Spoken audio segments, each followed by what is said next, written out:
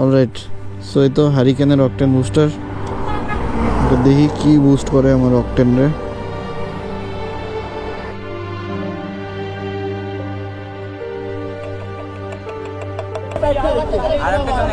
হ্যাঁ, অ্যাক্সিডেন্ট হয়ে যাইতো না?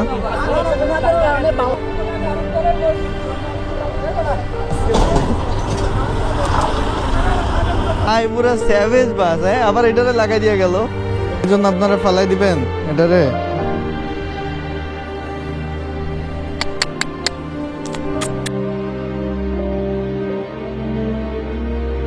আসসালামু আলাইকুম everyone, welcome to my Facebook page and my YouTube channel.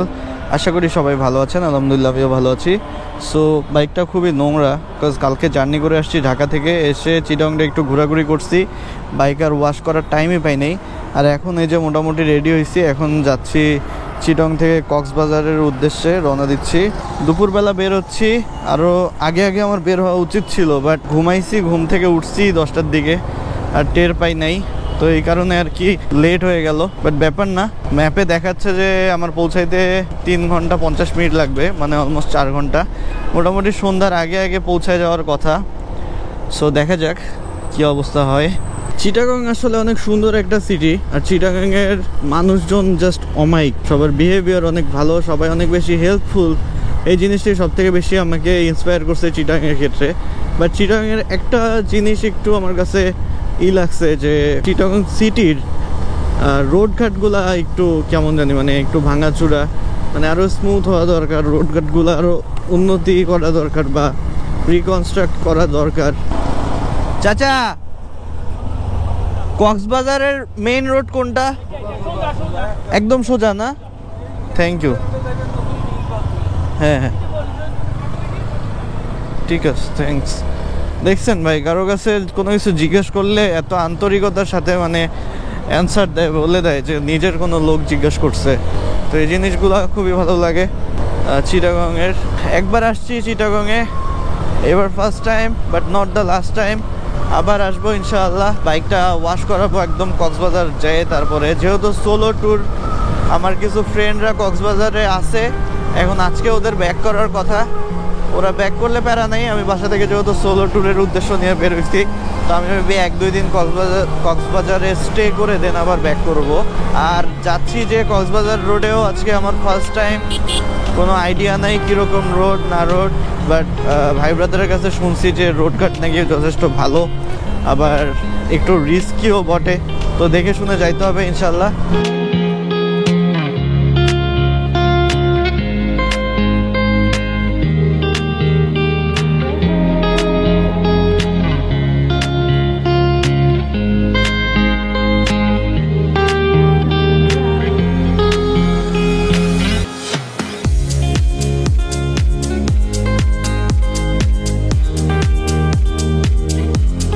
Chittagong থেকে কক্সবাজারের ডিস্টেন্স অলমোস্ট 147 থেকে 150 কিলোমিটার। সো আমাকে অলমোস্ট 150 কিলোমিটার মতো রাইড করতে হবে টানা।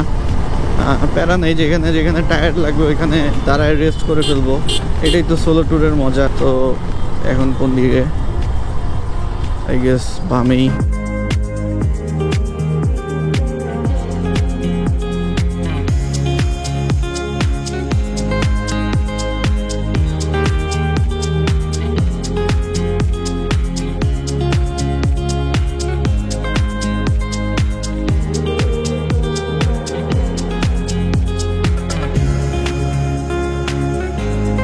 ভাই, চিটাগং কক্সবাজার হাইওয়েতে বাসগুলা যেমনে চলতেছে পারাপারি কইরা, কি দেখলাম, যেমনে পারাপারি করে চলতেছে ভাই, this is too much risky. একদম ওটি দিয়ে দিচ্ছে পুরো 2টা লেন দখল করে। আমার পরে এই এমার্জেন্সি লেনের মধ্যে নামাই দেওয়া লাগছে। খুবই ভয়ানক ব্যাপার স্যাপার, বাট রোড অস্থির ভাই, পুরাই একের ক। I'm enjoying the ride, bro.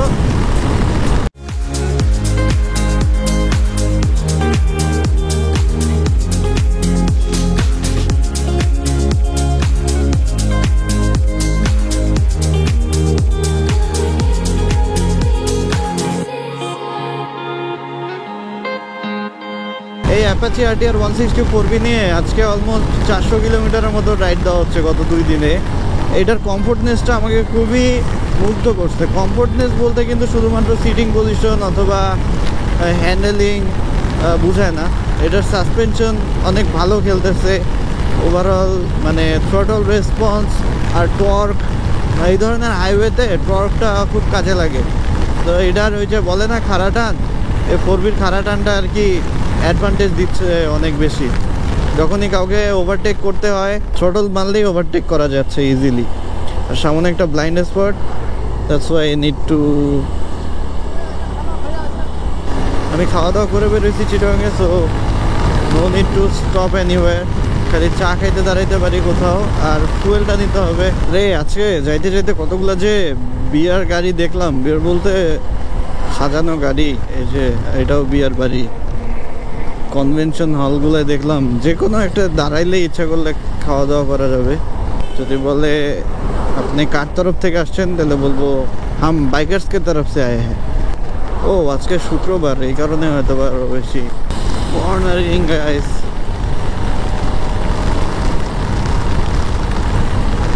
আমার উইন্ড ব্রেকারটা আজকে পুরো উলভরিনের ড্রেস কোডের মতো হয়ে গেছে না? উলভরিন। এই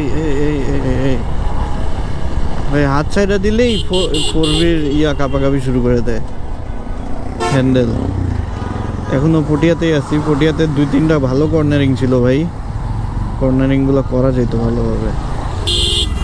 যাও যাও যাও, তোমারই রাস্তা, আমি তো কিছু করিনি ভাইয়া।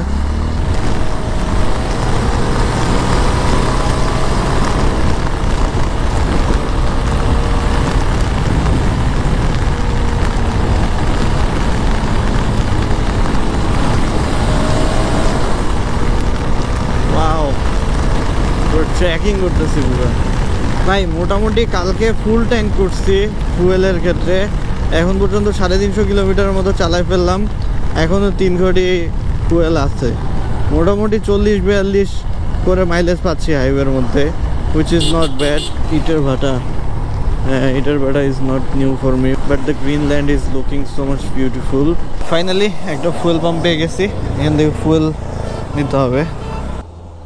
ওই সেকেন্ড লাইন পর্যন্ত আসলেই হবে। চলবে চলবে চলবে, আর না। কত হয়েছে ভাই? 1184। হ্যাঁ বুঝি না, কি করব? ও কাউন্টারে দিতে হবে ঢাকা। আমি কক্সবাজার যাচ্ছি, হ্যাঁ যাই আবার ব্যাক করবো আর কি। তো মোটামুটি ফুল ট্যাঙ্ক করা শেষ এখন। ও আচ্ছা, আমার পকেটে একটা অকটেন বুস্টার আছে, হারিকেনের অকটেন বুস্টার, এটা ঢালতে হবে। অলরাইট, সো এই তো হারিকেনের অকটেন বুস্টার। দেখি কি বুস্ট করে আমার অকটেন রে।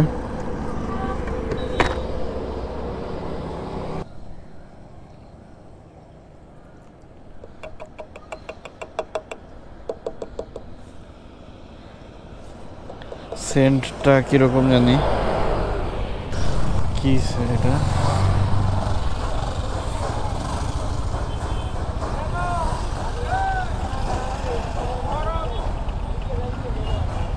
লাগাই দিছে মেবি। হ্যাঁ ওদের রং সাইড ঢুকা দিতে ভাই, এখান থেকে গাড়ি লাগাই সামনে রং সাইড ঢুকা দিতে। রং সাইডে ঢুকাবে কেন?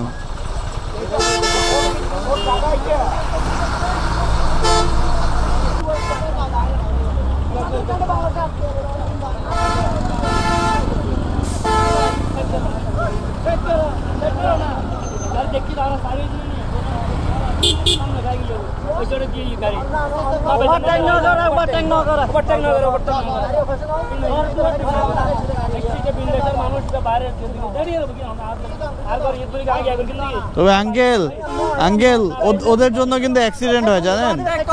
ও পাশে দাঁড়ানো গাড়ি আছে না, ওরা বাদ করবে না। আরে খেয়াল কে শুনো রাস্তার মধ্যে ওভারটেক করে গাড়ি এসে দিয়ে দিতে দেয় না আর ও তো সেটা সামনে আগে গই অনেক গাড়ি দিয়ে দিয়ে অপেক্ষা করা পড়তো তারপরে এভাবে ওভারটেক করা ঠিক না ওর রোডে পুরো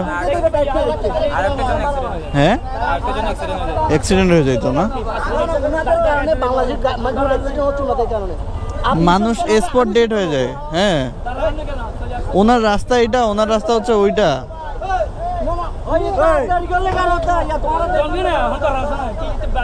ভাই হয়েছে হয়েছে ভাই ক্লিয়ার করেন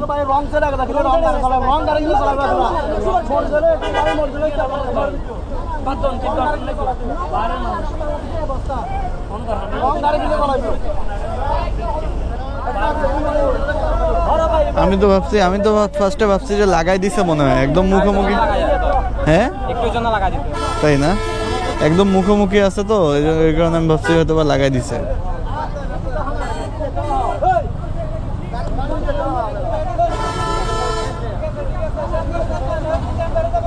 মানে ওনার সাইড হচ্ছে ওইটা উনি ওই সাইডে না যায় দেখেন কই দাঁড়ায় আছে এটা হচ্ছে আমাদের সাইড আমরা এই লেন দিয়ে যাবো আর সিএনজিটার সাথে ওর ডিস্টেন্স দেখছেন 2 ইঞ্চি ডিস্টেন্স বা 1 টাকার ডিস্টেন্স আরেকটু হলে তো লাগাই দিত এখানে আচ্ছা গ্রিন লাইনের গাড়ি না নেই ভাইয়া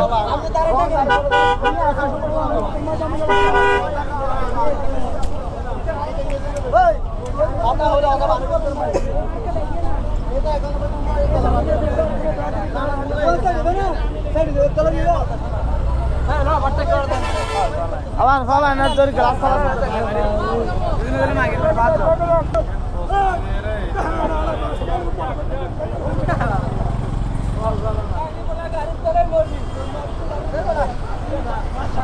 উনি আবার অভিশাপ দিয়ে গেল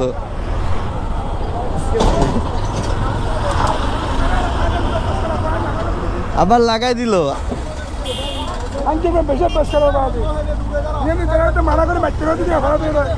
আবার এই অটোটা ভাই পুরো স্যাভেজ বাস হ্যাঁ এই গ্রিন লাইন ওয়াজ লাইক যে আমি খালি এই জায়গা থেকে বের হইতে পারি তারপরে দেখাই যাচ্ছি মজাটা না ভাই আমি তো চালাইলাম অনেক দূর রাস্তা প্রায় 60-70 কিলোমিটার মতো রাইড করলাম এই রোডে বাসগুলা ভাই এমন ভাবে ওভারটেক করে মানে এই ছোট গাড়িগুলোর কোনো জায়গাই থাকে না এটা তো ঠিক না ভাই আপনি আপনার লেনে চালান আস্তে ধীরে চালান পিছন দিয়ে চালান যখন একদম ফাঁকা থাকবে তখন ওভারটেক করুক সেটা আলাদা বিষয় বাট এত রিস্ক নিয়ে তো ওভারটেক করার কিছু নেই এলাকার লোকজন চেতা গেছিল এইভাবে এলাকার লোকজনের খাবে মায়ের যখন তখন বুঝবে মজাটা একটু ধৈর্য ধরেন কই চাপাই দিচ্ছে একদম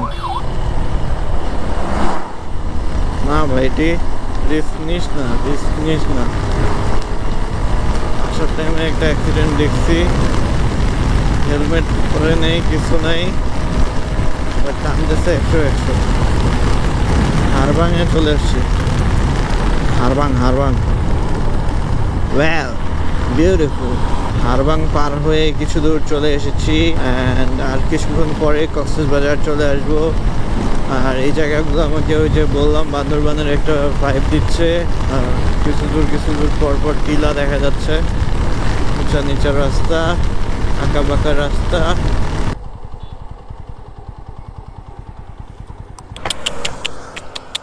আয়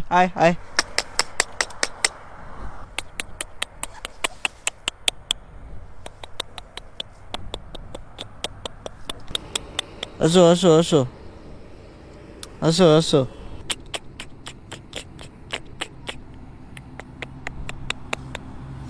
ও আমার হ্যান্ড গ্লাভস দেখে ভয় পাচ্ছে খালি ওর মা না আসলেই হলো এই যে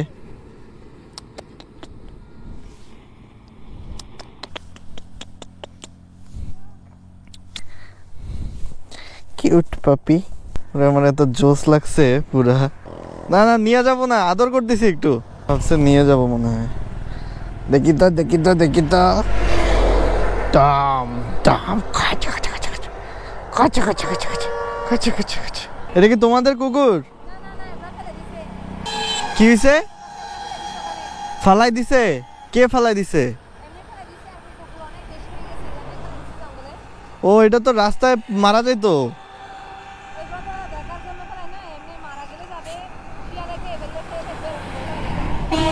এটা কেমন কথা? ও একটা তো প্রাণী, ওর মা কোথায়?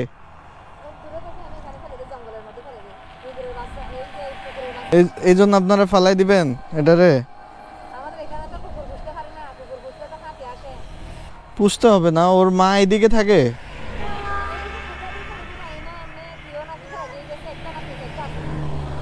আচ্ছা আচ্ছা, বুঝতে পারছি। ও ভ্যানে করে ফেলাই দিয়ে গেছে। ইস, এটা আমার নিয়ে যেতে ইচ্ছা করতেছে। এটা নাকি ভ্যানে করে ফেলে দিয়ে গেছে। কই রাখি? আই উইশ আমি এটা নিয়ে যেতে পারতাম।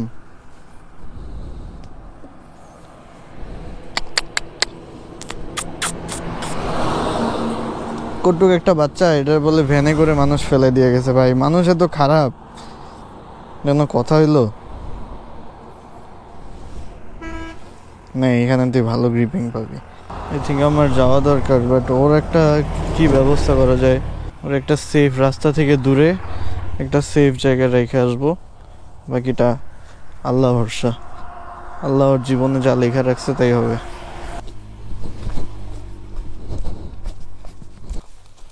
এদিকে থাকো তুমি। Bye bye bye bye.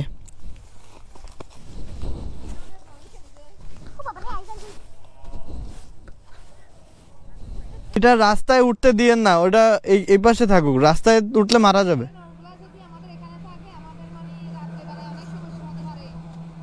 চিল্লাচিল্লি করে।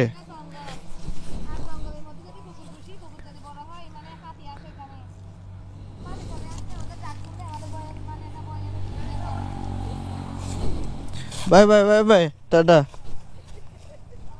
তারপর ও রাস্তায় মারা যাওয়ার থেকে এখানে থাকুক অ্যাটলিস্ট। তো কক্সবাজার শহর ঢুকতে আর 8 কিলোমিটার। কিছুক্ষণ রেস্ট করার কারণে একটু লেট হয়ে গেছে, আর সন্ধ্যা হয়ে যাচ্ছে অলরেডি। সো ভাবতেছি যে সন্ধ্যার পরে আপনারা আসলে কিছু দেখতে পারবেন না ঢুকে ভিডিও টিডিও করলে। সো এই ভিডিওটা এই পর্যন্তই থাকবে। পরের এপিসোডগুলো তো কন্টিনিউয়াসলি আপলোড হবেই। তো এই ভিডিওটা ভালো লেগে থাকলে অবশ্যই শেয়ার করে দেবেন, আর আমার চ্যানেলে নতুন হলে সাবস্ক্রাইব করে দিবেন। আপনারা শুধুমাত্র ভিডিও দেখেন বাট সাবস্ক্রাইব করেন না, এই জিনিসটা খুবই কষ্টদায়ক। আর যারা ফেসবুকে ভিডিওটা দেখতেছেন অবশ্যই পেজটাকে ফলো করে দিবেন, সাথে সাথে ভিডিওটা অবশ্যই শেয়ার করে দিবেন। সো সবাই ভালো থাকবেন, সুস্থ থাকবেন, আমার জন্য দোয়া করবেন। Thanks for watching the video. এখান থেকে সমুদ্র দেখা যাচ্ছে।